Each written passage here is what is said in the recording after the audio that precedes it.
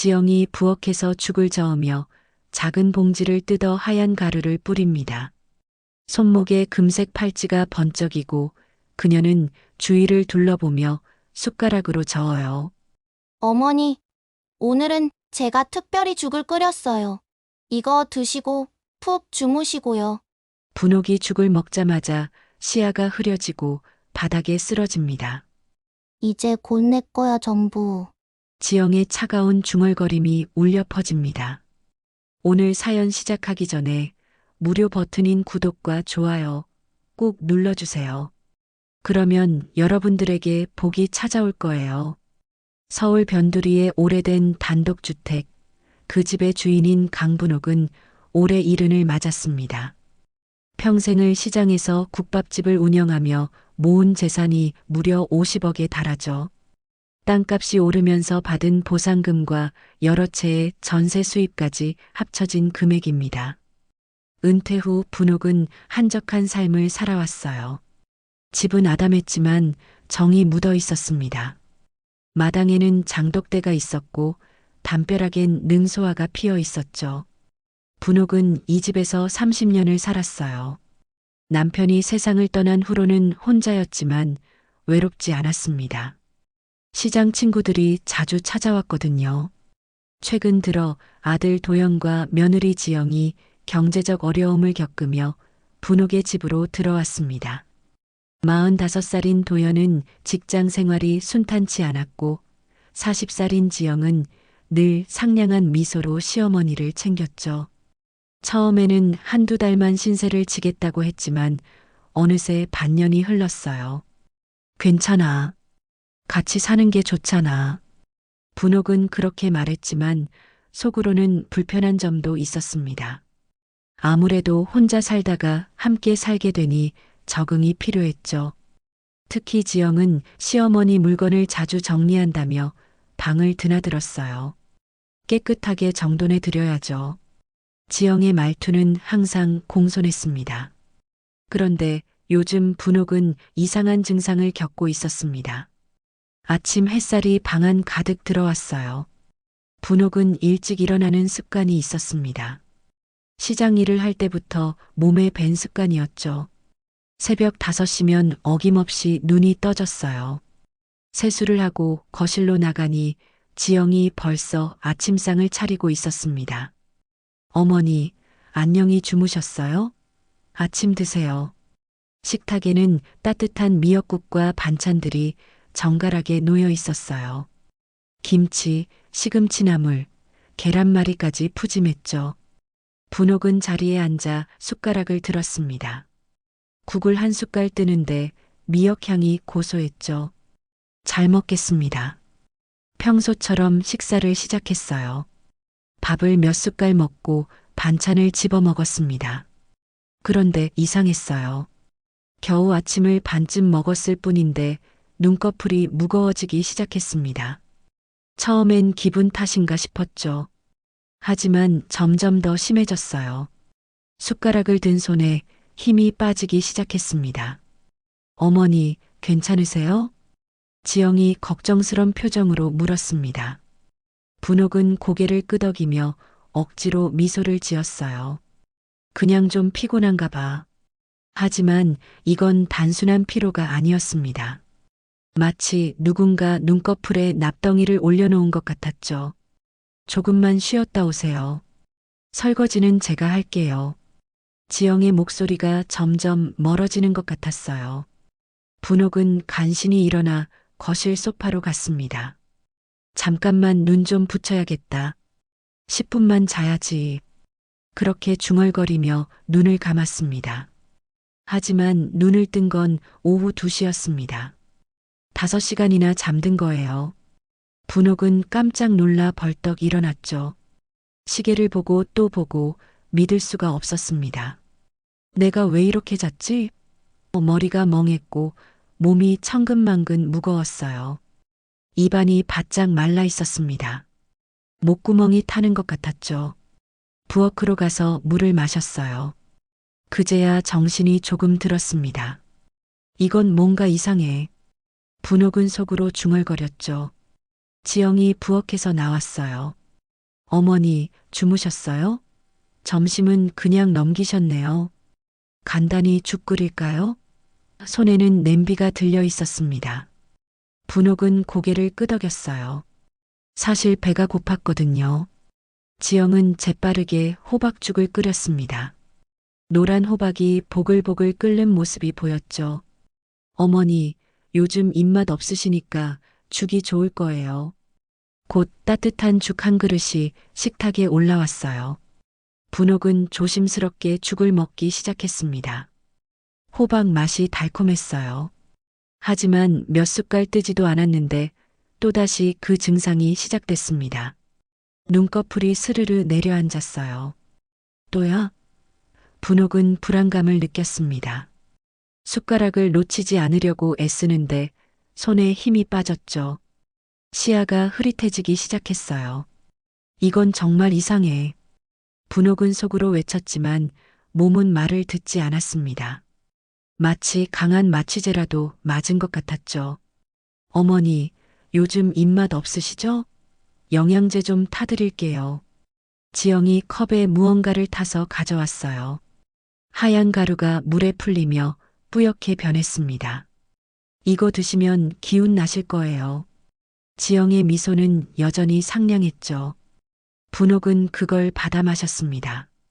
달콤하면서도 약간 쓴맛이 났어요. 그리고 10분도 안 돼서 분옥은 또 깊은 잠에 빠졌습니다. 이번엔 꿈도 꾸지 못했어요. 그냥 칠흑 같은 어둠 속으로 빠져들었죠. 의식이 완전히 사라진 거예요.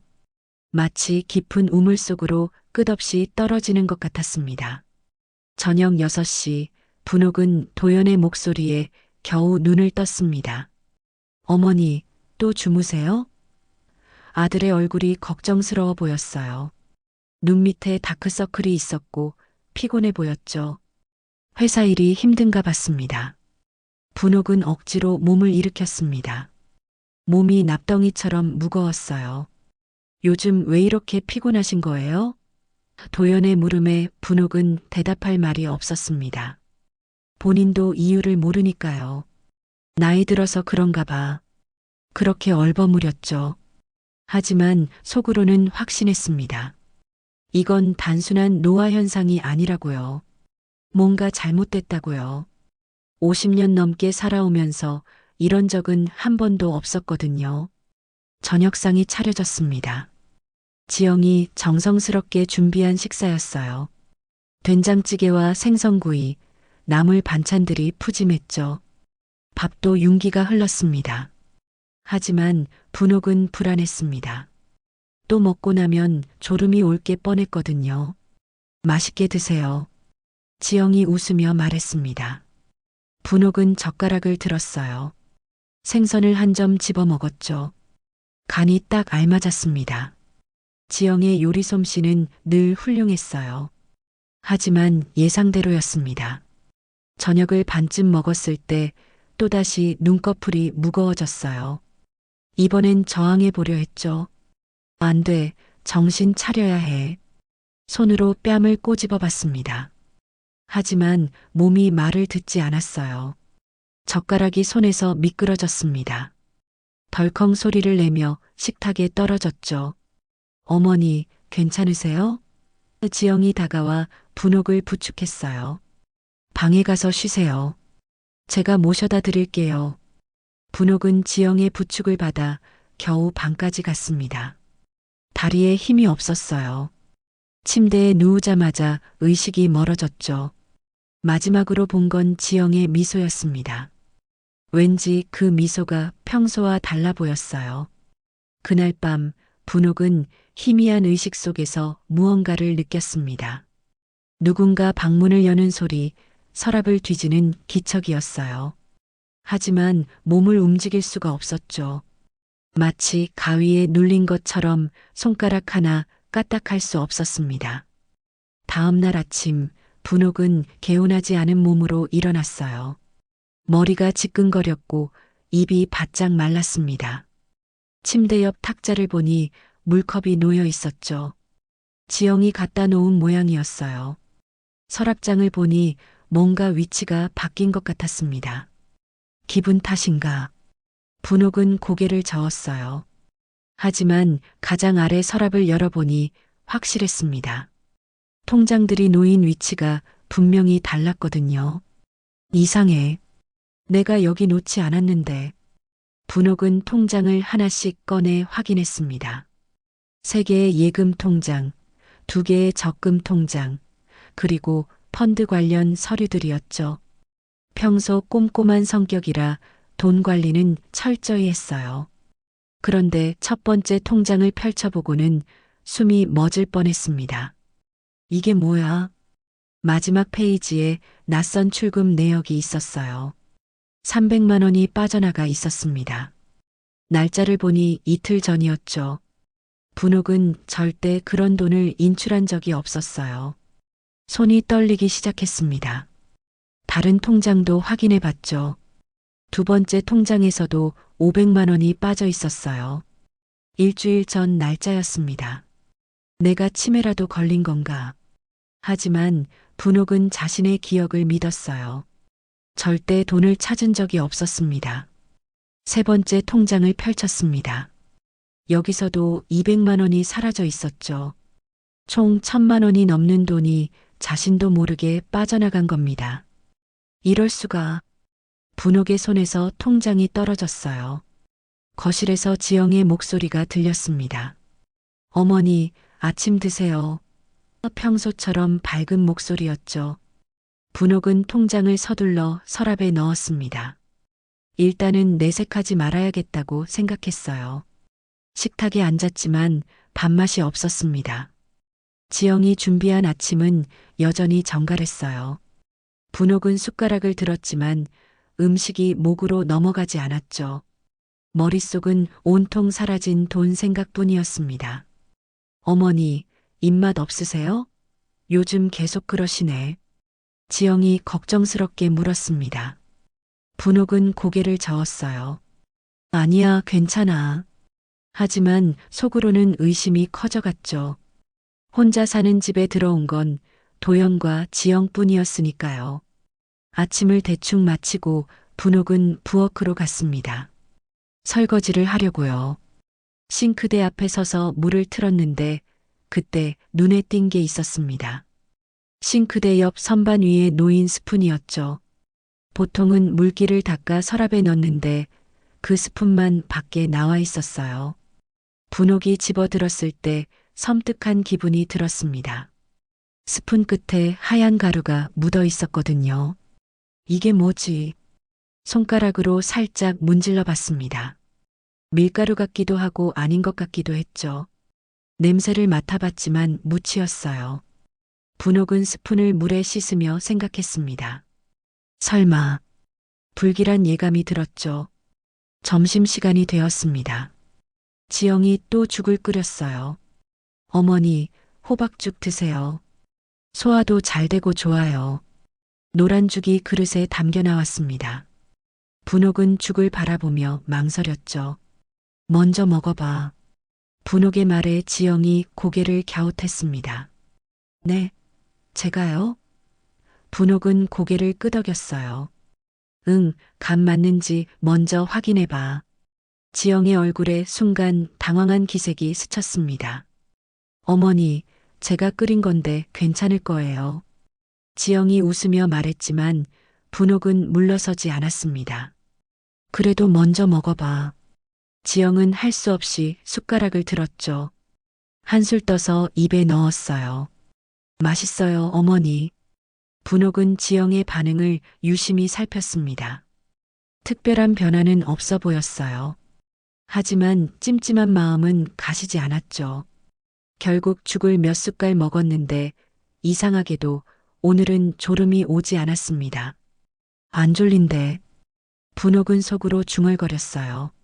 며칠 동안 식사 후마다 쏟아지던 졸음이 없었죠. 뭔가 이상해. 분옥의 의심은 점점 확신으로 바뀌어 갔습니다. 오후가 되어 분옥은 외출했습니다. 잠깐 산책 좀 할게. 지영에게 말하고 집을 나섰죠. 하지만 산책이 목적은 아니었어요. 보건소로 향했습니다. 보건소에 도착하니 친구 순자가 근무하고 있었습니다. 올해 66인 순자는 간호사로 일하며 분옥과 오랜 친구였죠. 어머, 분옥이 언니.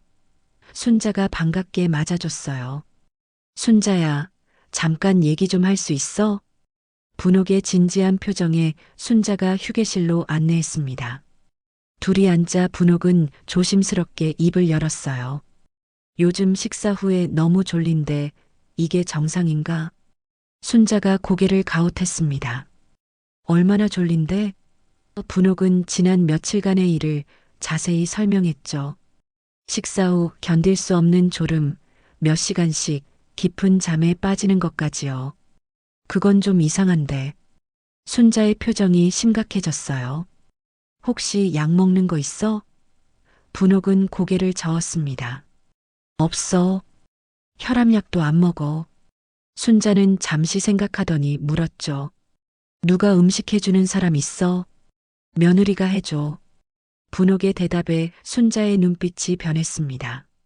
언니, 혹시 수면제 같은 거 섞었을 수도 있어.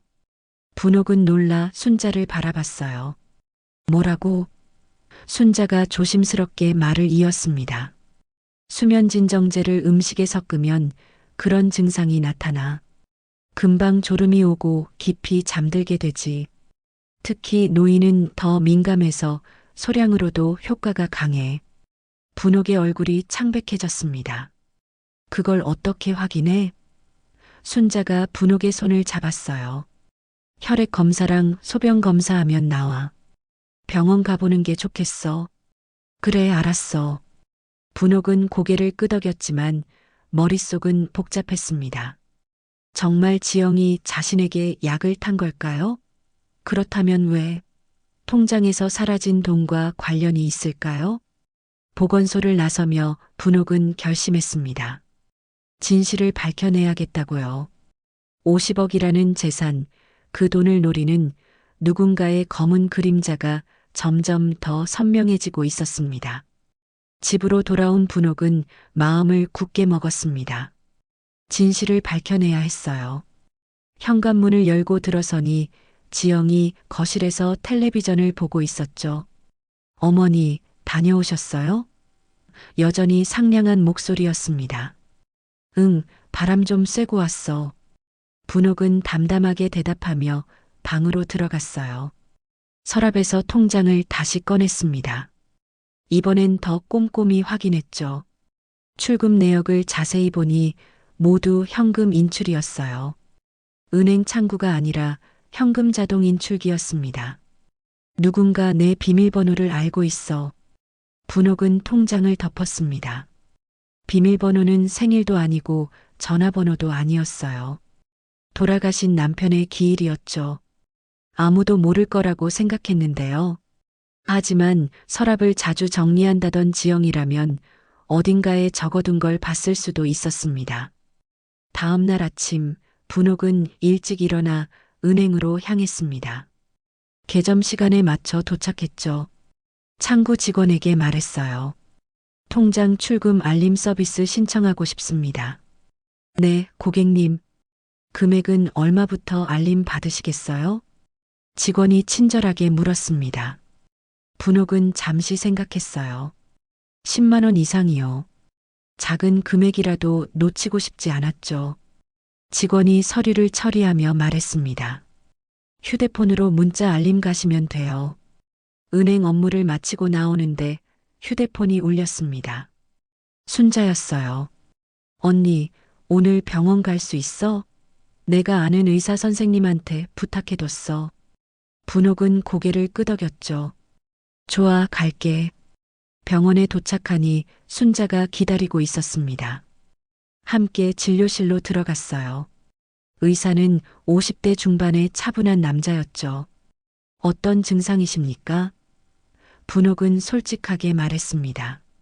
식사 후에 갑자기 졸음이 와요. 견딜 수 없을 정도로요. 의사가 고개를 끄덕였습니다. 얼마나 지속됩니까? 분옥이 대답했어요. 몇 시간씩 깊이 자요. 깨워도 안 일어날 정도로요. 의사의 표정이 진지해졌죠. 혈액 검사와 소변 검사를 해봐야겠습니다. 특히 수면진정제 성분 검사를 추가하겠습니다. 검사를 마치고 집으로 돌아왔습니다. 지영이 점심을 준비하고 있었어요. 어머니, 어디 갔다 오세요? 분옥은 평소처럼 대답했습니다. 친구 만나고 왔어. 점심상이 차려졌습니다. 오늘은 된장찌개와 김치찌개가 함께 나왔어요. 분옥은 조심스럽게 식사를 시작했죠. 하지만 오늘도 졸음은 오지 않았습니다. 어제부터 계속 그랬어요. 지영아, 요즘 영양제 안 타죠? 분옥이 물었습니다. 지영이 잠시 당황한 표정을 지었죠. 아, 그게 떨어져서요. 내일 사올게요. 분옥은 지영의 반응을 놓치지 않았어요. 뭔가 숨기는 게 분명했습니다. 며칠 후 병원에서 연락이 왔습니다. 검사 결과가 나왔다고요. 분옥은 곧바로 병원으로 향했어요. 진료실에 앉자 의사가 서류를 펼쳤습니다. 검사 결과가 나왔습니다. 어떻게 나왔어요? 분옥이 긴장한 목소리로 물었습니다. 의사가 심각한 표정을 지었어요. 혈액에서 벤조디아제핀계 수면진정제 성분이 검출됐습니다. 상당한 양이었어요. 분옥의 손이 떨렸습니다. 처방받은 적 없는데요. 의사가 고개를 끄덕였죠. 그렇기 때문에 문제입니다. 누군가 의도적으로 투여한 것일 수 있어요. 경찰에 신고해야 하나요? 분옥이 물었습니다. 의사가 신중하게 대답했어요. 그건 환자분 판단이지만 이런 경우는 범죄에 해당할 수 있습니다. 특히 금전 관련 문제가 있다면요. 병원을 나온 분옥은 바로 전자상가로 갔습니다. 작은 카메라를 사야 했어요. 가게 주인이 여러 제품을 보여줬죠. 이게 제일 작고 숨기기 좋습니다. 와이파이로 휴대폰에서 볼 수도 있어요. 분옥은 그 카메라를 샀습니다. 집에 돌아와 지영이 없는 틈을 타서 주방 찬장 속에 설치했어요. 밥그릇과 국그릇 사이에 숨겼죠. 렌즈가 싱크대 쪽을 향하도록요. 휴대폰에 앱을 설치하고 연결했습니다. 화면에 주방이 선명하게 보였어요. 이제 증거를 잡을 수 있겠어. 분옥은 휴대폰을 꺼두고 거실로 나갔습니다. 저녁 시간이 되었습니다. 도연이 퇴근해서 들어왔어요. 어머니, 오늘 무슨 일 있으셨어요? 평소보다 일찍 들어온 모양이었죠. 분옥은 고개를 저었습니다. 아니, 별일 없었어. 식탁에 앉아 저녁을 먹는데 분옥은 지영을 유심히 관찰했습니다. 평소와 다른 점은 없어 보였어요. 친절하고 상냥했죠. 어머니, 많이 드세요. 반찬을 이것저것 챙겨주는 모습도 여전했습니다. 하지만 분옥은 알고 있었어요. 그 상냥한 미소 뒤에 숨겨진 검은 속내를요. 50억이라는 거대한 재산을 노리는 탐욕을요. 식사를 마치고 분옥은 일찍 방으로 들어갔습니다. 휴대폰을 꺼내 카메라 앱을 켰어요. 주방이 실시간으로 보였죠. 지영이 설거지를 하고 있었습니다. 평범한 모습이었어요. 분옥은 화면을 계속 지켜봤습니다. 1시간쯤 지났을까요? 지영이 냉장고에서 뭔가를 꺼냈습니다. 플라스틱 통이었어요. 뚜껑을 열더니 안에서 작은 봉지를 꺼냈죠. 분옥의 심장이 빨리 뛰기 시작했습니다. 지영은 주위를 둘러보며 조심스럽게 행동했습니다. 찬장에서 그릇 하나를 꺼냈어요. 거기에 내일 아침 죽을 미리 담아두는 모양이었죠. 그리고 작은 봉지를 뜯었습니다. 하얀 가루가 손에 쏟아졌어요. 지영은 그걸 죽에 뿌리고 숟가락으로 저었습니다. 화면으로도 손목에 금색 팔찌가 번쩍이는 게 보였죠. 분옥은 숨을 죽이고 화면을 응시했습니다. 영상을 녹화하는 버튼을 눌렀어요. 증거를 남겨야 했죠.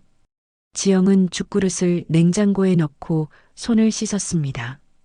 그리고 아무 일도 없었다는 듯 거실로 나갔어요.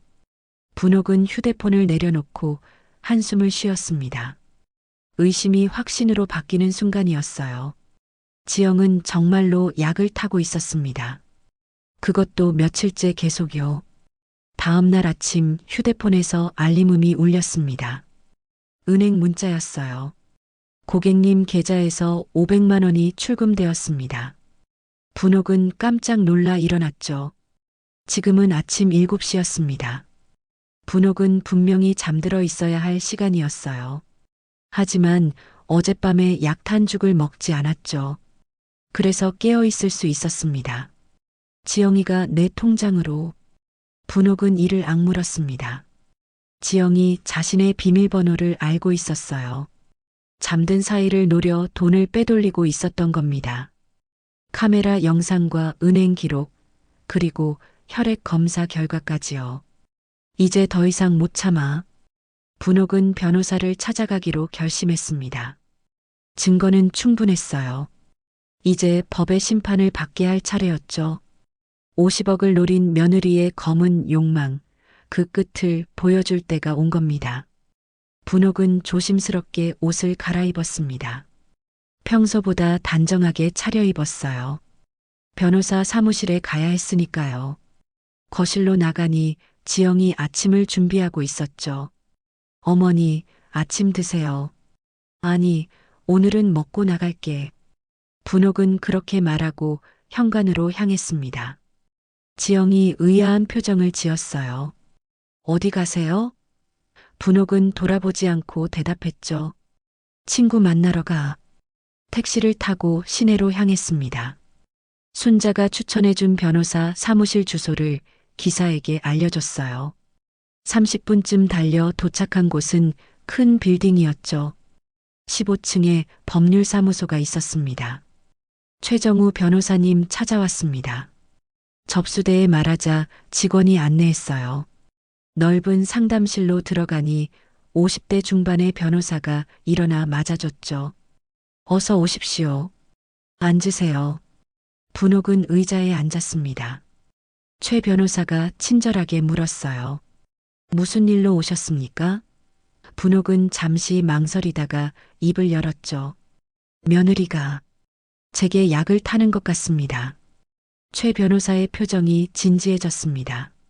자세히 말씀해 주시겠어요? 분옥은 처음부터 차근차근 설명했어요. 식사 후 찾아오는 이상한 졸음, 사라진 통장의 돈, 병원 검사 결과까지요. 증거가 있으십니까? 최 변호사가 물었습니다. 분옥은 휴대폰을 꺼냈어요. 카메라로 찍은 영상을 보여줬죠. 지영이 죽에 하얀 가루를 넣는 모습이 선명했습니다. 최 변호사가 영상을 자세히 봤어요. 이거, 손목에 팔찌가 보이네요. 최 변호사가 화면을 확대했습니다. 금색 팔찌가 번쩍이는 게 보였죠. 이건 명백한 증거입니다. 그리고 은행 기록도 있으시죠? 분옥은 고개를 끄덕이며 통장을 꺼냈어요. 최 변호사가 통장을 펼쳐봤습니다. 출금 내역들을 꼼꼼히 확인했죠. 이건 심각한 범죄입니다. 독살 미수죄와 사기죄에 해당할 수 있어요. 분옥의 손이 떨렸습니다. 그럼 어떻게 해야 하나요? 먼저 증거를 더 모아야 합니다. 그리고 경찰에 제출해서 정식 수사를 받아야 해요. 혈액 검사 결과지도 가져오셨나요? 분옥은 가방에서 서류를 꺼냈습니다. 병원에서 받은 검사 결과지였죠. 최 변호사가 읽어보며 고개를 끄덕였어요. 벤조디아제핀계 약물. 이건 수면제 성분입니다. 처방 이력이 없다고 나와 있네요. 제가 어떻게 해야 할까요? 분옥이 불안한 목소리로 물었습니다. 최 변호사가 차분하게 대답했어요. 집에 가서 평소처럼 생활하세요. 더 이상 약을 먹지 마시고요. 며느리가 의심하지 않도록 조심하셔야 합니다. 그리고 은행 거래 내역을 더 확인해 보세요. 어디로 돈이 갔는지 추적해야 합니다. 분옥은 고개를 끄덕였어요. 최 변호사가 명함을 건넸죠. 증거가 더 모이면 연락 주세요. 제가 경찰과 협의해서 진행하겠습니다. 분옥은 명함을 받아 가방에 넣었습니다. 사무실을 나와 은행으로 향했습니다. 창구 직원에게 거래 내역 조회를 요청했어요. 지난 한 달간 모든 거래 내역을 출력해 주세요. 직원이 컴퓨터를 두드리더니 서류를 뽑아줬죠. 내역을 보니 놀라웠습니다. 총 2천만 원이 넘게 빠져나가 있었어요. 모두 현금 인출이었죠. 그런데 마지막 출금 내역을 보니 계좌이체였습니다. 이건 또 뭐지? 직원에게 물었어요. 이 이체 내역 상세하게 볼 수 있나요? 직원이 확인해 줬죠. 지역 명의의 비상금 통장으로 이체되었습니다. 분옥의 얼굴이 굳어졌어요. 얼마나 이체됐나요? 분옥이 떨리는 목소리로 물었습니다. 직원이 대답했죠. 700만 원입니다.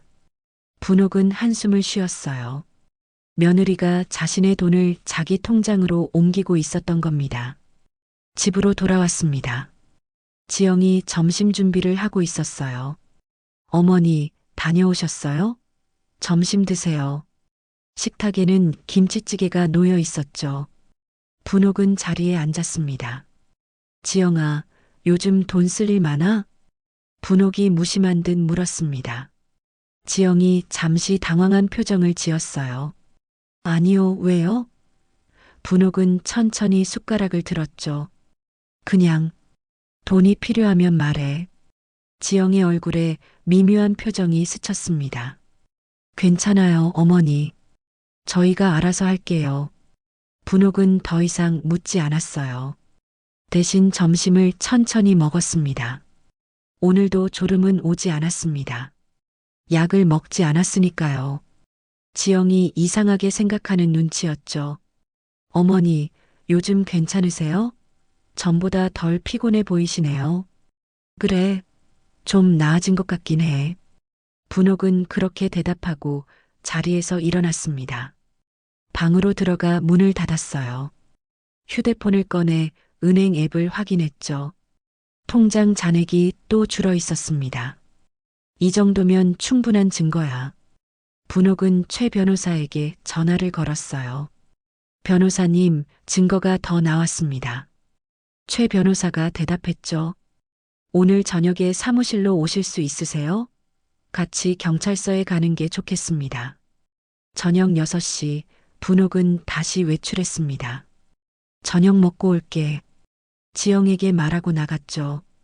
택시를 타고 변호사 사무실로 향했어요. 최 변호사가 서류를 준비하고 있었습니다.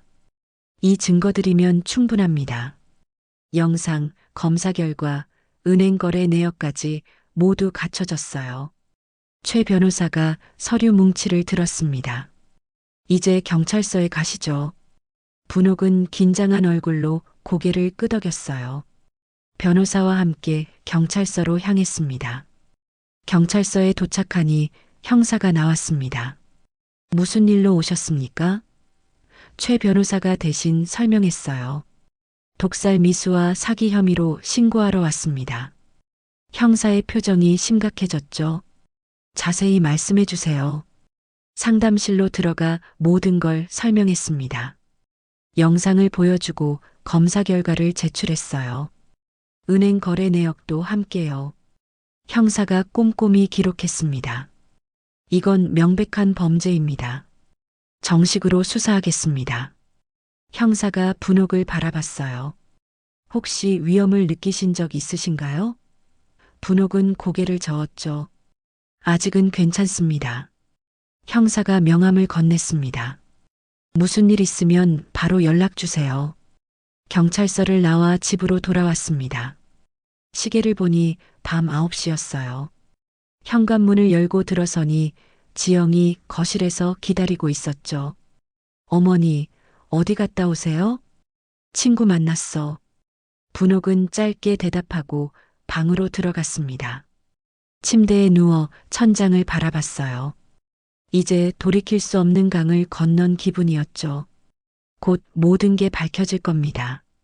며느리의 검은 욕망도 사라진 돈의 행방도요. 하지만 분옥은 몰랐습니다. 이제부터가 진짜 위험한 순간이라는 걸요. 궁지에 몰린 지영이 어떤 행동을 할지요.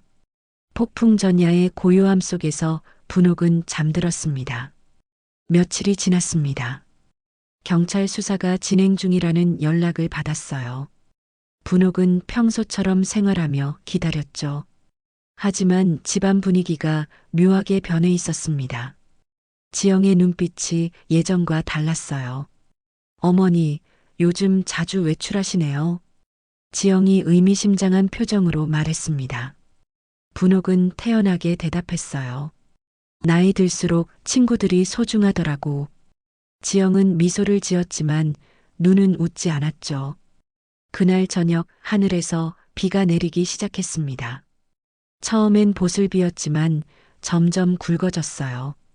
곧 폭우가 되어 창문을 두드렸죠. 번개가 치고 천둥이 울렸습니다. 도연이는 회식이라 늦는데요. 지영이 말했습니다. 오늘은 둘만 있는 저녁이었죠. 분옥은 불안한 마음이 들었어요. 하지만 내색하지 않았습니다. 그래, 알았어. 어머니, 오늘은 제가 특별히 죽을 끓였어요. 지영이 부엌에서 냄비를 들고 나왔습니다. 하얀 쌀죽이었어요. 몸보신하세요. 푹 주무시고요. 지영의 미소가 어딘가 섬뜩했습니다. 분옥은 식탁에 앉았어요. 죽그릇이 앞에 놓였죠. 많이 드세요. 지영이 권했습니다. 분옥은 숟가락을 들었어요. 죽을 한 숟갈 떠서 입에 넣었습니다. 맛이 이상했어요. 평소 죽보다 쓴맛이 강했죠. 분옥은 몇 숟갈 더 먹는 척하다가 말았습니다. 배가 좀 부른 것 같아. 지영이 실망한 표정을 지었어요. 조금만 더 드세요. 아니야, 괜찮아. 분옥은 자리에서 일어났습니다. 그런데 갑자기 어지러웠어요. 시야가 흐려지기 시작했죠. 뭐야? 다리에 힘이 풀렸습니다. 바닥이 기울어지는 것 같았어요. 어머니, 괜찮으세요? 지영이 다가왔습니다. 하지만 부축하지 않았어요. 그냥 서서 분옥을 내려다봤죠. 분옥은 의자를 붙잡으려 했지만 손이 미끄러졌습니다. 쿵 소리를 내며 바닥에 쓰러졌어요. 어머니, 지영의 목소리가 점점 멀어졌습니다. 분옥은 눈을 뜨려 했지만 눈꺼풀이 무거웠어요. 심장이 이상하게 뛰었죠. 쿵쿵거리다가 갑자기 느려졌습니다. 이제 곧 내 거야. 전부. 지영의 중얼거림이 희미하게 들렸습니다. 분옥은 숨을 쉬기가 힘들어졌어요. 가슴이 답답했죠. 이러다 죽겠어. 정신이 점점 희미해졌습니다. 그때였습니다. 삐삐삐 경고음이 울렸어요. 안방에 설치해둔 카메라였죠. 움직임 감지 센서가 작동한 겁니다. 지영이 깜짝 놀라 안방으로 달려갔어요. 분옥은 희미한 의식 속에서 무언가를 느꼈습니다. 누군가 자신을 들어올리는 느낌이었죠. 차가운 빗물이 얼굴에 튀었어요. 밖으로 나가는 건가요? 살려줘. 분옥은 속으로 외쳤습니다. 하지만 목소리가 나오지 않았어요. 몸이 전혀 움직이지 않았죠. 마치 꿈속에 갇힌 것 같았습니다. 사이렌 소리가 들렸습니다. 점점 가까워졌어요. 구급차였죠. 누군가 신고한 모양이었습니다. 분옥은 구급대원들의 목소리를 들었어요. 의식이 없습니다. 빨리 병원으로. 들것에 실렸습니다. 천장이 빠르게 지나갔어요. 비가 얼굴에 떨어졌죠. 구급차 문이 닫히는 소리가 났습니다. 사이렌이 요란하게 울렸어요. 혈압이 떨어지고 있습니다. 구급대원의 급한 목소리가 들렸습니다. 분옥은 손을 움직이려 했지만 소용없었어요. 온몸이 얼어붙은 것 같았죠. 이대로 가는 건가? 병원에 도착했습니다. 응급실로 실려 들어갔어요. 의사들이 달려들었죠. 위세척 준비. 누군가 소리쳤습니다. 분옥은 호흡이 점점 가빠졌어요. 심정지 위험 있습니다. 의사의 목소리가 다급했습니다. 기계음이 계속 울렸어요. B-, B-, 분옥의 심장 박동이었죠. 점점 느려지고 있었습니다. 제세동기 준비. 누군가 소리쳤습니다. 분옥은 온몸에 전기가 통하는 걸 느꼈어요. 찌릿 마이너스 몸이 튕겨 올라갔죠. 하지만 의식은 돌아오지 않았습니다. 몇 시간이 지났을까요? 분옥은 천천히 눈을 떴습니다. 하얀 천장이 보였어요. 여기가 어디지? 주위를 둘러봤죠. 병실이었습니다. 정신 드셨군요. 의사가 다가왔습니다. 많이 위험했어요. 조금만 늦었어도. 의사의 말이 끝나기 전에 형사가 들어왔죠. 분옥 어르신, 괜찮으십니까? 분옥은 고개를 끄덕였습니다. 목소리가 나오지 않았어요. 형사가 물 한 컵을 건넸죠. 천천히 드세요. 분옥은 물을 조금 마셨습니다. 혈액 검사 결과가 나왔습니다. 의사가 서류를 펼쳤어요. 수면제 농도가 치사량 직전이었습니다. 일반적인 용량의 10배가 넘어요. 분옥은 눈을 감았습니다. 지영이 정말로 죽이려 했구나. 저희가 확보한 증거로 수사를 시작했습니다. 형사가 말했습니다. 영상 분석 결과 며느님이 약물을 투여한 정황이 명확합니다. 곧 체포영장을 발부받을 겁니다. 도연이는 알고 있나요? 분옥이 겨우 물었습니다. 형사가 고개를 저었어요. 아직 모르실 겁니다. 회식이라고 하셨죠? 사실 확인이 필요합니다. 분옥은 한숨을 쉬었습니다. 아들은 정말 몰랐을까요? 아니면 함께 계획한 걸까요? 불안한 마음이 들었죠. 일단 여기서 치료받으시면서 회복하세요. 의사가 말했습니다. 독성이 완전히 빠질 때까지 입원이 필요합니다. 분옥은 고개를 끄덕였어요. 몸이 천근만근 무거웠습니다. 창밖으로 비가 그쳤습니다. 먹구름 사이로 달빛이 비쳤어요. 분옥은 천장을 바라봤죠. 죽을 뻔했습니다. 정말로 죽을 뻔했어요. 50억이라는 돈 때문에 며느리가 자신을 죽이려 했다니요. 믿기지 않았습니다. 아니, 믿고 싶지 않았죠. 하지만 현실이었어요. 지영 씨는 어디 있나요? 분옥이 형사에게 물었습니다. 형사가 대답했어요. 집에서 대기 중입니다. 내일 아침에 조사할 예정이에요. 분옥은 불안했습니다. 도망가면 어쩌죠? 걱정 마세요. 감시 중입니다. 형사가 안심시켰습니다. 증거도 확보했고요. 이번엔 법의 심판을 피할 수 없을 겁니다. 분옥은 눈을 감았어요. 이제 모든 게 끝나가는 건가요? 하지만 아직 끝이 아니었습니다. 도연의 역할, 그리고 사라진 돈의 행방까지요. 모든 진실이 밝혀져야 했죠. 분옥은 그렇게 생각하며 잠들었습니다. 밖에서는 경찰차가 분옥의 집을 감시하고 있었어요. 지영은 거실에서 초조하게 걸어다녔죠. 모든 게 들통난 걸 알았습니다. 이제 도망칠 곳도 없었어요. 50억의 욕망이 만든 나락, 그 끝을 향해 가고 있었습니다. 다음 날 아침 햇살이 병실 창문으로 들어왔습니다. 분옥은 천천히 눈을 떴어요. 몸은 여전히 무거웠지만 정신은 또렷했죠. 간호사가 들어와 혈압을 재고 링거를 확인했습니다. 많이 좋아지셨네요. 정말 다행이에요. 간호사의 목소리가 따뜻했습니다. 분옥은 고개를 끄덕였어요. 살아있다는 게 실감났죠. 어젯밤 죽음의 문턱까지 갔다가 돌아온 겁니다. 오전 10시쯤 병실 문이 열렸습니다. 도연이 헐레벌떡 들어왔어요. 얼굴이 창백했고 눈이 충혈되어 있었죠. 어머니, 침대 옆으로 달려왔습니다. 어머니, 정말 죄송합니다. 도연이 무릎을 꿇었어요. 눈물이 줄줄 흘렀죠. 저는 정말 몰랐습니다. 지영이가 그런 짓을 할 줄은 목소리가 떨렸습니다. 분옥은 아들의 모습을 조용히 바라봤어요. 정말 몰랐어?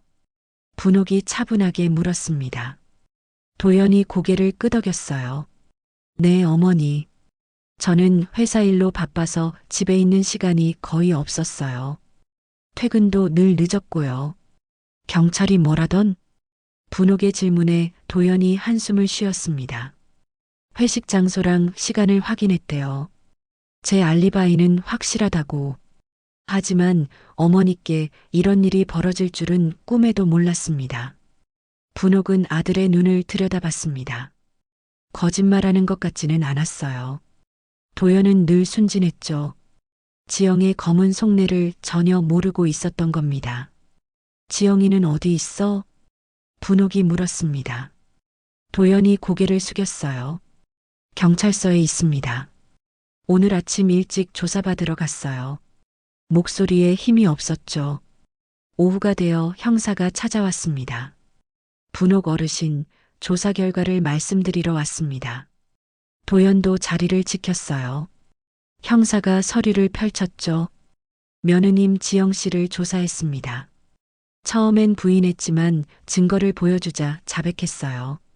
형사의 말에 분옥과 도연이 귀를 기울였습니다. 수면제를 인터넷으로 구매했다고 합니다.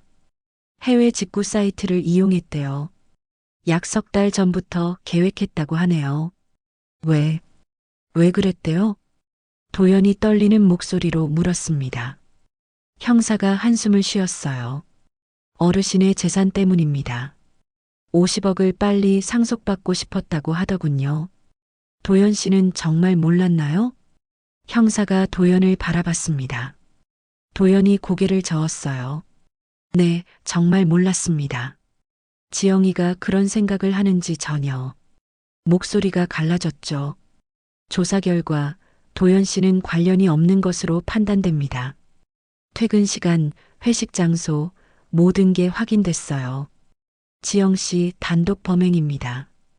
형사의 말에 도연이 눈물을 흘렸습니다. 어머니, 정말 죄송합니다. 분옥은 아들을 바라봤어요. 미워할 수 없었죠. 아들도 피해자였으니까요. 통장에서 빠진 돈은 어떻게 됐나요? 분옥이 물었습니다. 형사가 대답했어요. 대부분 지영 씨 명의 통장으로 이체됐습니다.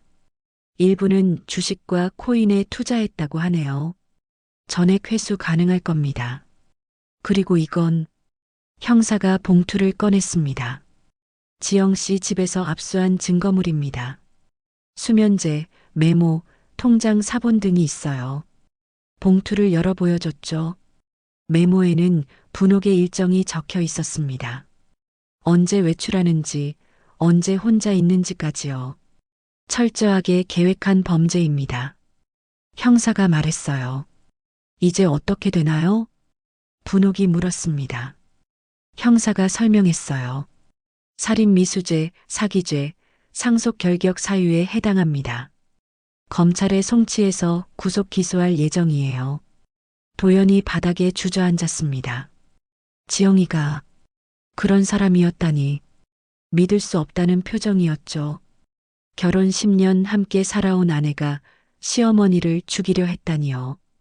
도연아, 분옥이 아들을 불렀습니다. 일어나라. 이건 내 잘못이 아니야. 부드러운 목소리였어요. 도연이 고개를 들었죠. 눈물 범벅인 얼굴이었습니다.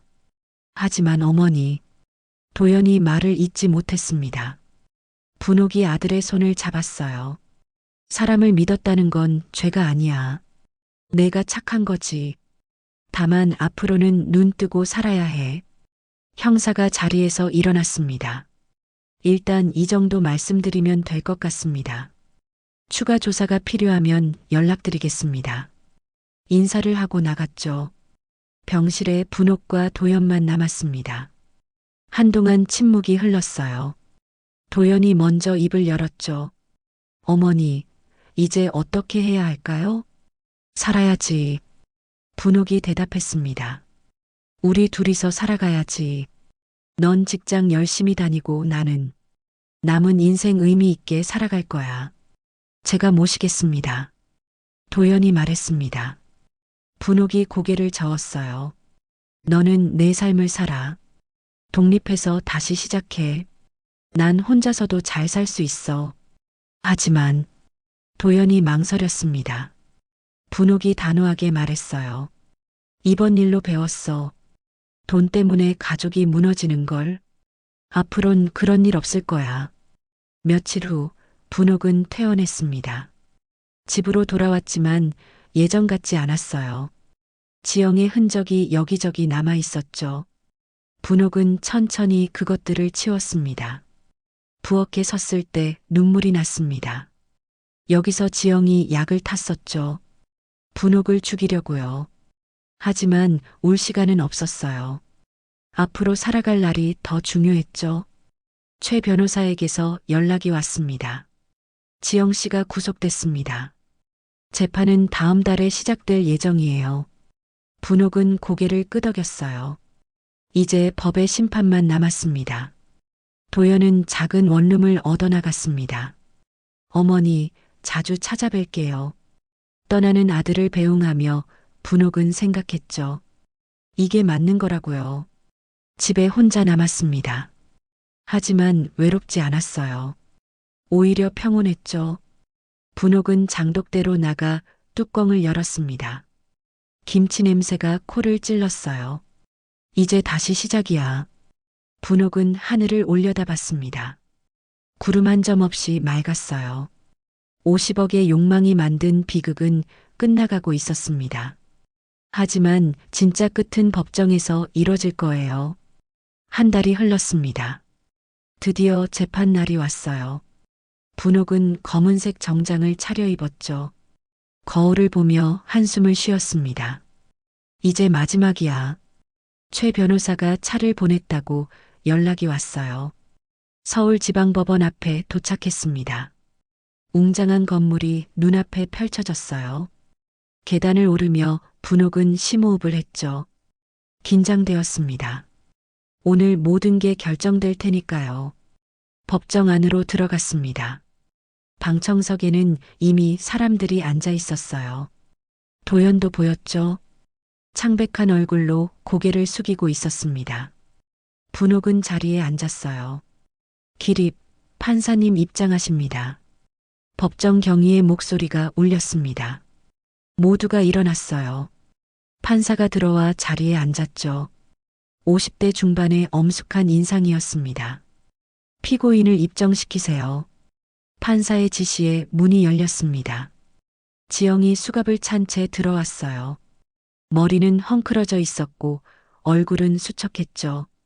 분옥과 눈이 마주쳤지만 지영은 고개를 돌렸습니다. 피고인 박지영, 살인미수, 사기, 상속결격 혐의로 기소되었습니다. 검사가 기소장을 낭독했어요. 피고인은 시어머니 강분옥 씨의 재산을 노리고 석 달간 계획적으로 수면제를 투여했습니다. 최종적으로는 치사량에 가까운 약물을 투여해 살해하려 했습니다. 법정이 숙연해졌습니다. 검사가 계속 말했어요. 또한 피해자가 수면 중일 때 통장에서 총 2,300만 원을 무단으로 인출했습니다. 이는 명백한 사기죄에 해당합니다. 증거 자료를 제출합니다. 검사가 서류를 판사에게 전달했죠. 모니터에 영상이 재생되기 시작했습니다. 지영이 죽에 하얀 가루를 타는 모습이었어요. 방청석에서 탄식이 흘러나왔습니다. 이 영상은 피해자가 직접 촬영한 것입니다. 검사가 설명했어요. 손목의 금색 팔찌를 보시면 피고인임을 확인할 수 있습니다. 화면이 확대되었죠. 팔찌가 선명하게 보였습니다. 다음은 혈액 검사 결과였습니다. 피해자의 혈액에서 벤조디아제핀계 약물이 치사량 직전 농도로 검출됐습니다. 검사가 서류를 들어보였어요. 의사 소견에 따르면 10분만 늦었어도 사망했을 상황입니다. 은행 거래 내역도 제출됐습니다. 피해자 명의 통장에서 피고인 명의 통장으로 수차례 이체된 기록입니다. 모니터에 거래 내역이 표시됐죠. 날짜와 금액이 적나라하게 드러났습니다. 피고인 할 말 있습니까? 판사가 지영을 바라봤습니다. 지영이 천천히 고개를 들었어요. 눈이 충혈되어 있었죠. 죄송합니다. 떨리는 목소리였습니다. 저는 돈이 필요했습니다.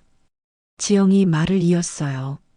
남편 도연은 직장에서 잘릴 위기였고 빚도 있었습니다. 시어머니께서 살아계시면 언제 재산을 받을지 몰랐어요.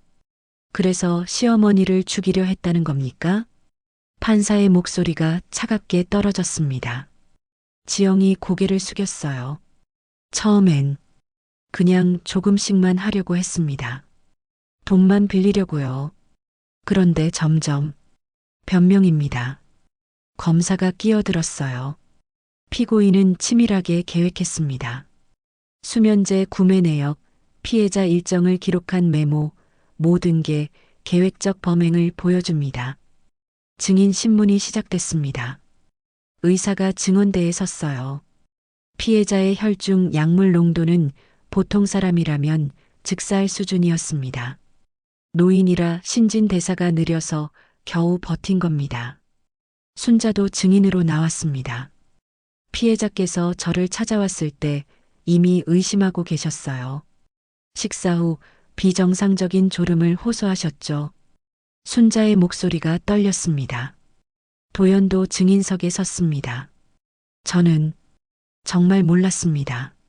목이 메었어요.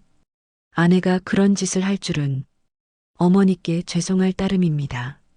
검사가 최종 의견을 진술했습니다. 피고인의 범행은 극히 악질적입니다. 시어머니를 독살하려 한 것은 물론 재산을 편취했습니다. 징역 10년을 구형합니다. 변호인이 반박했어요. 피고인은 깊이 반성하고 있습니다. 경제적 어려움으로 인한 일시적 판단 착오였습니다. 관대한 처분을 부탁드립니다. 피해자, 의견 진술하시겠습니까? 판사가 분옥을 바라봤습니다. 분옥이 천천히 일어났어요. 마이크 앞에 섰죠. 떨리는 손으로 원고를 펼쳤습니다. 저는 며느리를 믿었습니다. 분옥의 목소리가 법정에 울렸어요. 친딸처럼 생각했죠. 그런데 그 며느리가 저를 죽이려 했습니다. 돈 때문에요. 눈물이 흘렀습니다. 죽음의 문턱까지 갔다가 돌아왔습니다. 지금도 밤마다 악몽을 꿉니다. 죽어가는 꿈을요. 분옥이 손수건으로 눈물을 닦았어요. 엄벌을 원합니다. 법정이 조용해졌습니다. 지영이 흐느끼는 소리만 들렸죠. 판사가 서류를 정리했습니다. 피고인, 마지막으로 할 말 있습니까? 지영이 일어났습니다. 어머니, 정말 죄송합니다. 무릎을 꿇으려 했지만 교도관이 막았어요. 용서해 주세요. 제발, 판결을 선고하겠습니다. 판사가 망치를 들었어요. 피고인 박지영의 행위는 계획적이며 고의성이 명백합니다. 피해자와의 신뢰관계를 악용했고 상속 재산을 노린 점에서 죄질이 무겁습니다. 법정이 숨을 죽였습니다. 살인 미수죄로 징역 5년, 사기죄로 징역 2년, 합계 징역 7년을 선고합니다. 망치 소리가 크게 울렸어요. 불복 시 2주일 내 항소하시기 바랍니다. 지영이 주저앉았습니다. 어머니, 어머니, 울부짖었지만 교도관이 끌어냈어요. 법정 밖으로 사라지는 지영의 모습을 분옥은 지켜봤습니다. 방청석이 술렁였습니다. 도연이 고개를 감싸쥐었어요. 기자들이 사진을 찍었죠. 분옥은 자리에서 일어났습니다. 밖으로 나왔습니다. 햇살이 눈부셨어요. 최 변호사가 다가왔죠. 수고하셨습니다. 정의가 승리했습니다. 분옥은 고개를 끄덕였습니다. 이제 끝난 건가요? 분옥이 물었습니다. 최 변호사가 대답했어요. 네, 이제 끝났습니다. 새로운 시작이죠. 분옥은 하늘을 올려다봤습니다. 구름이 천천히 흘러가고 있었어요. 법원 계단을 내려가며 분옥은 생각했습니다. 7년. 지영은 7년을 감옥에서 보낼 거예요. 그동안 자신은 어떻게 살아가야 할까요? 50억이라는 재산, 이제 그걸로 뭘 해야 할까요? 답은 이미 정해져 있었습니다. 돈은 사람을 잠재우는 게 아니라 깨우는 데 써야 한다고요. 분옥은 새로운 결심을 품고 걸음을 옮겼습니다. 재판이 끝난 지 한 달이 지났습니다. 분옥은 집으로 돌아와 새로운 일상을 시작했어요. 아침 햇살이 부엌을 비췄죠. 분옥은 싱크대 앞에 섰습니다. 이곳에서 지영이 약을 탔었어요. 이제는 달라. 분옥은 냄비를 꺼내 국밥을 끓이기 시작했습니다. 평생 해온 일이었죠. 손놀림이 능숙했어요. 고기를 볶고 육수를 붓고 양념을 넣었습니다. 구수한 냄새가 퍼졌어요. 어머니, 맛있는 냄새네요. 도연이 들어왔습니다. 한 달에 한 번 찾아오기로 했죠. 손에는 서류 가방이 들려 있었어요. 재무보고 가져왔습니다. 분옥은 고개를 끄덕였습니다. 식탁에 앉아 서류를 펼쳤어요. 도연이 정리한 재산 목록이었죠. 부동산, 예금, 주식까지 상세하게 적혀 있었습니다. 지영이가 뺀 돈은 모두 회수했어요. 고마워. 분옥이 말했습니다. 도연은 이제 믿을만 했어요. 매달 수입과 지출을 투명하게 보고했죠. 더 이상 의심할 필요가 없었습니다. 어머니, 제가 하나 여쭤봐도 될까요? 도연이 조심스럽게 물었습니다. 분옥이 고개를 끄덕였어요. 재산을 어떻게 하실 생각이세요? 분옥은 잠시 생각했죠. 일부는 기부할 거야. 분옥의 대답에 도연이 놀란 표정을 지었습니다. 기부요? 분옥은 창밖을 바라봤어요. 돈은 사람을 잠재우는 게 아니라 깨우는 데 써야 한다고 생각해. 며칠 후 분옥은 시장으로 향했습니다. 오랜만에 찾는 곳이었어요. 국밥집이 있던 자리는 다른 가게가 들어서 있었죠. 하지만 아는 얼굴들이 여전히 많았습니다. 어머, 분옥 언니. 과일 가게 주인이 반겼습니다. 오랜만이네요. 요즘 어떻게 지내세요? 분옥은 미소를 지었어요. 잘 지내. 오늘 상인회장님 계셔? 상인협동조합 사무실로 갔습니다. 회장이 반갑게 맞아줬어요. 분옥 씨, 무슨 일로 오셨어요? 분옥은 서류를 꺼냈죠. 노인 돌봄 기금을 만들고 싶어요. 회장의 눈이 커졌습니다. 돌봄 기금이요? 분옥이 설명했어요. 시장 상인들 중에 홀로 계신 어르신들 많잖아요. 그분들 도와드리고 싶어서요. 얼마나 기부하실 건데요? 회장이 물었습니다. 분옥이 대답했죠. 10억 원입니다. 회장이 입을 다물지 못했어요. 10억이요? 분옥은 고개를 끄덕였습니다. 다음 주 기금 전달식이 열렸습니다. 시장 광장에 사람들이 모였어요. 기자들도 왔죠. 분옥은 무대에 올라가 마이크를 잡았습니다. 평생 이 시장에서 일했습니다. 분옥의 목소리가 울렸어요. 여러분이 저를 키워주셨죠. 이제 제가 조금이나마 보답하고 싶습니다. 박수가 터져 나왔습니다. 이 기금은 홀로 계신 어르신들을 위해 쓰일 겁니다. 병원비, 생활비, 장례비까지요. 분옥이 목록을 읽었어요. 돈은 함께 나눌 때 의미가 있습니다. 기금 전달식 후 분옥은 교육청도 찾아갔습니다. 장학재단을 만들기 위해서였죠. 담당자를 만나 설명했어요. 시장 상인 자녀들을 위한 장학금입니다. 얼마나 출연하실 건가요? 담당자가 물었습니다. 분옥이 대답했죠. 5억 원입니다. 담당자가 감사의 인사를 했어요. 많은 학생들에게 도움이 될 겁니다. 집으로 돌아온 분옥은 장독대로 나갔습니다. 뚜껑을 열어 김치를 꺼냈어요. 아삭아삭 소리가 났죠. 이제 정말 새로 시작이야. 햇빛이 따스했습니다. 저녁이 되어 도연이 전화했습니다. 어머니, 기사 봤어요. 정말 대단하세요. 자랑스러운 목소리였죠. 분옥은 웃었어요. 내가 잘 관리해줘서 가능했지. 제 몫은 어떻게 하실 거예요? 도연이 물었습니다. 분옥이 대답했죠. 나중에 생각해보자. 지금은 내가 잘 사는 게 중요해. 도연이 고맙다고 말했습니다. 밤이 되었습니다. 분옥은 거실에 앉아 차를 마셨어요. 창밖으로 달이 떠 있었죠. 지영이 갇혀 있을 교도소 방향을 바라봤습니다. 용서는 아직이야. 분옥은 중얼거렸어요. 하지만 미워하지도 않아. 복잡한 심정이었죠. 지영은 7년을 살고 나올 겁니다. 그때까지 분옥은 어떻게 변해 있을까요? 다음 날 아침, 분옥은 일찍 일어났습니다. 부엌에서 다시 국밥을 끓였어요. 이번엔 도연에게 갖다 줄 거였죠. 정성스럽게 끓인 국밥을 용기에 담았습니다. 도연의 원룸에 도착했어요. 초인종을 눌렀죠. 도연이 문을 열었습니다. 어머니? 놀란 표정이었어요. 분옥이 용기를 건넸습니다. 아침 먹어라. 부엌에 앉아 함께 먹었습니다. 맛있어요, 어머니. 도연이 웃었죠. 분옥도 따라 웃었어요. 이렇게 평범한 일상이 얼마나 소중한지요. 어머니, 행복하세요?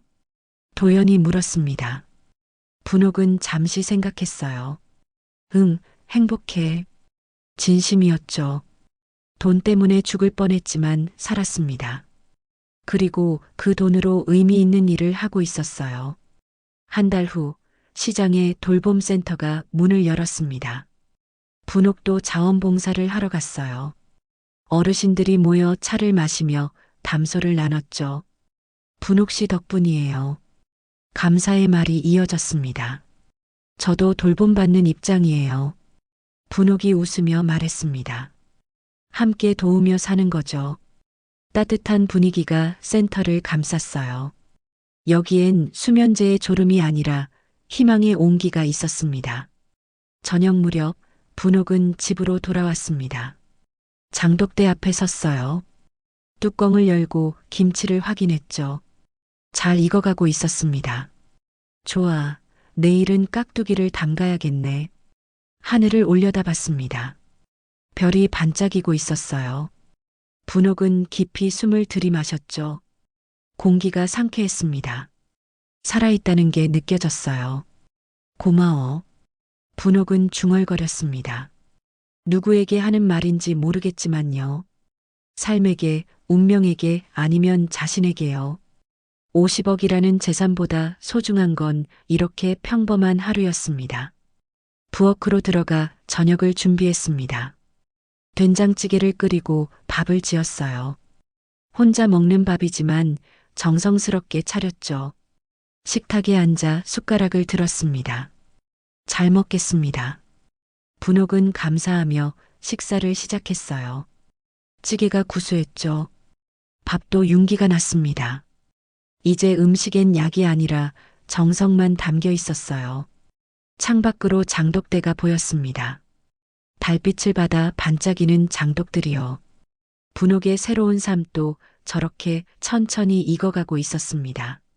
수면제의 악몽은 끝났고 희망의 아침이 시작된 겁니다. 식사를 마치고 설거지를 했습니다. 따뜻한 물에 그릇을 담갔어요. 거품이 보글보글 일었죠. 분옥은 천천히 그릇을 닦았습니다. 평범하지만 소중한 일상이었어요. 밤이 깊어갔습니다. 분옥은 침대에 누웠어요.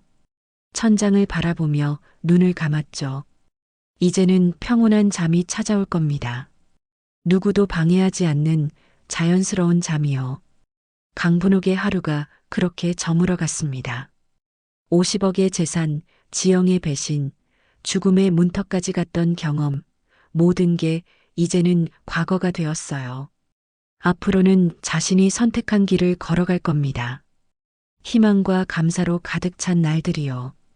이 이야기가 마음에 닿으셨다면 댓글로 여러분의 생각을 들려주세요. 여러분의 작은 응원 한마디가 다음 영상 제작에 큰 힘이 됩니다.